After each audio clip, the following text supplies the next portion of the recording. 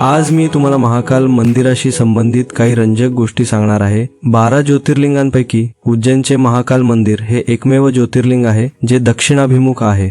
भगवान यमराज दक्षिण दिशेला आहेत, ज्याला कालचा स्वामी देखील म्हणतात, म्हणून या ज्योतिर्लिंगाला महाकाल मंदिर देखील म्हणतात। दर सोमवारी महाकाल मंदिरात निर्वाणी, आखाड्यातील ऋषी आणि संतांकडून भस्म आरती केली जाते। प्रथम भगवान महाकाल यांना थंड पाण्याने आंघोळ घातली जाते आणि त्यानंतर त्यांना पंचामृताने अभिषेक केला जातो। राख तयार करण्यासाठी पिंपळाची पाने, शेणाची पोळी, मनुका आणि पलाश यांची पाने जाळून महाकालची आरती केली जाते। हरसिद्धी मातेचे मंदिर उज्जैनच्या महाकाल ज्योतिर्लिंगापासून काही अंतरावर देवी सतीच्या 51 शक्तिपीठांपैकी एक आहे।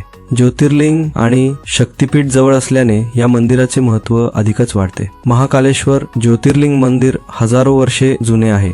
या मंदिराचा विस्तार राजा विक्रमादित्यने त्याच्या कारकिर्दीत केला होता असे म्हणतात।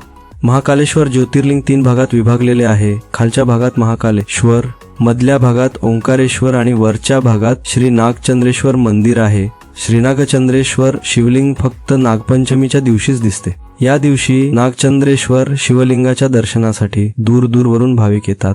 महाकालला उज्जैनचा राजा देखील म्हटले जाते। धार्मिक मान्यतेनुसार विक्रमादित्यच्या राजवटीनंतर कोणताही राजा येथे रात्रभर राहिला नाही। ज्याने हे धाडस केले त्याला घेरून मारण्यात आल्याचे सांगितले जाते। त्यामुळे आजपर्यंत मुख्यमंत्री किंवा पंतप्रधान उज्जैनमध्ये रात्र घालवत नाही। आकाशे तारकेलिंगम पटले हटकेश्वरम, मृत्यूलोकेच महाकाल त्रयलिंग नमोस्तुते। शिवाच्या या मंत्रानुसार आकाशात 3च जगे आहेत, आकाश, अधोलोक आणि मृत्यू। तारकालिंग हा आकाश लोकाचा स्वामी, अधोलोकाचा हातकेश्वर आणि महाकाल हा मृत्यूलोकाचा स्वामी आहे असे म्हटले जाते। महाकाल पालखी दरवर्षी श्रावण महिन्यात काढली जाते।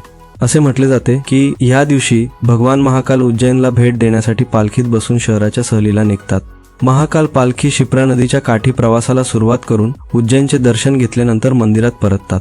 महाकालच्या गर्भगृहात माता पार्वती, गणेश आणि कार्तिकेय यांच्या मूर्ती विराजमान आहेत। भगवान श्रीकृष्ण आणि त्यांचा मोठा भाऊ बलराम यांनी उज्जैन येथील एकऋषी सांदीपनी यांच्या आश्रमात शिक्षण घेतले होते, जिथे कृष्णाची सुदामाशी मैत्री झाली। महाकाल मंदिरात दर्शनासाठी येणारे भाविक सांदीपनी एकऋषींच्या आश्रमाला नक्कीच भेट देतात।